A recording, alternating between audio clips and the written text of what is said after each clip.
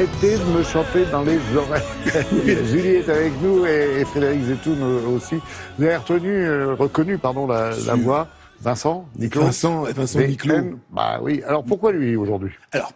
Parce qu'il vient de sortir un nouvel album. Alors, Vincent Niclot, c'est quand même l'une des plus jolies voix qu'on ait aujourd'hui sur la scène française. Il peut tout chanter, il nous l'a prouvé en quelques 20 ans et 6 albums. Il a commencé en groupe, il était dans une petite bande au début des années 2000 et puis de plus en plus, il s'est imposé vraiment comme une des grandes voix de la chanson française, un hommage à Luis Mariano et puis des chansons aussi à lui-même, enfin des chansons personnelles. Là, ça sent Noël un peu, j'ai l'impression. Là, ça sent Noël. Et alors, il est allé, en fait, il s'est entouré de 5 prêtres orthodoxes. 5 voix orthodoxes. Vladimir, Arthur, Pierre, Denis et Irénée. Nous sommes allés les rencontrer à l'église Saint-Serge. Je remercie d'ailleurs le responsable de cette église qui nous a reçus avec beaucoup de bienveillance. Et ces 5 voix-là, alors le but du jeu, c'était pas de faire Vincent Niclot.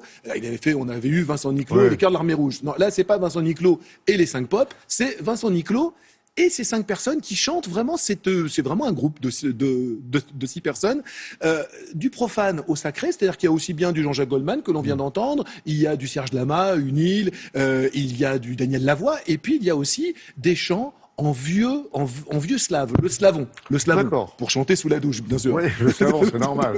Le slavon c'est de Marseille. pas très catholique, tout ça, même. Non, et le slavon de Marseille aussi, si vous voulez, on peut filer la métaphore un bon moment. Donc voilà, Vincent Niclot en slavon et en français, on y va, c'est parti. Ils s'aiment comme des enfants, comme avant les menaces et les grands tournants. Vincent, qu'est-ce qui vous a donné envie d'enregistrer avec ce quintet de prêtres orthodoxes? C'est quand je les ai entendus pour la première fois, par hasard, dans un télécrochet. Et je regardais pas l'écran, mais j'ai entendu que les voix et je me suis arrêté et j'ai fait waouh.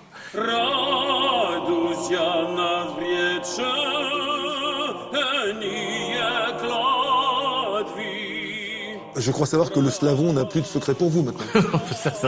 Non, c'est compliqué, oui. Justement, dans cette chanson que j'ai reprise du répertoire orthodoxe, j'ai dû chanter en slavon, donc qui est une langue qui se rapproche, ancêtre du russe. Et c'est vrai que ils m'ont beaucoup aidé, je les remercie.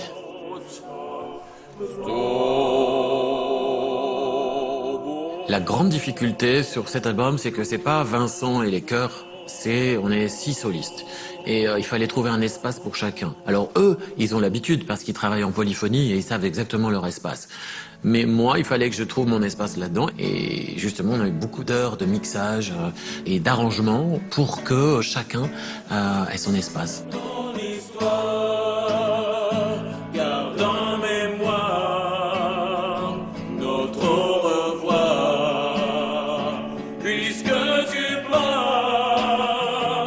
Pourquoi, selon vous, le public plébiscite autant ces unions de prêtres et de chanteurs comme vous, laïcs? Quand je vous dis que ces voix sont habitées, c'est vrai qu'en cette période qui est quand même, on le sait, plus que difficile, je crois qu'en écoutant un tel répertoire, on s'élève un peu.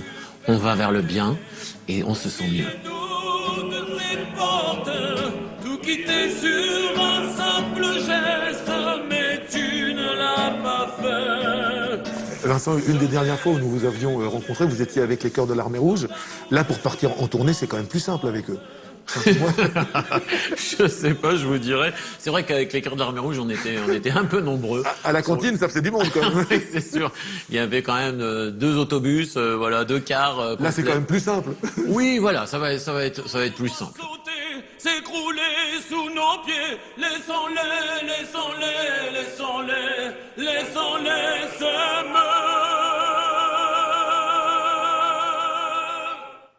On est d'accord, Fred, le sacré, cette saison, mais c'était un peu passé de mode, c'est revenu quand même. Alors, il y a eu Sœur Sourire dans les années 60, Dominique Nick, et puis il y a eu le Père Duval aussi dans les années 50 que Brassens aimait beaucoup. Vous n'avez pas connu, moi non plus. Mais beaucoup plus récemment, nous avons connu les Prêtres, bien sûr, qui ont eu un énorme succès. Récemment, vous en avez parlé dans Télématin, le groupe ensemble. C'est vrai. Un ecclésiastique, un rabbin et un imam qui chantent ensemble. Et puis là, voilà, des pop avec notre ami Vincent Niclot. encore une fois, il semblerait qu'en ce moment, il y ait une quête de sens. Il semblerait que les gens aient envie d'entendre des chansons du patrimoine, des chansons du Jean-Jacques Goldman, encore une fois, du Lama, chanter avec ces voix-là, comme si le sacré devait un petit peu s'inviter pour donner du sens à tout ça. En tout cas, en période de Noël, Ouais. on va pas s'en plaindre. Hein. Ça le fait, comme on dit. Ça le fait, à mettre sous le sapin, et puis voilà, quoi.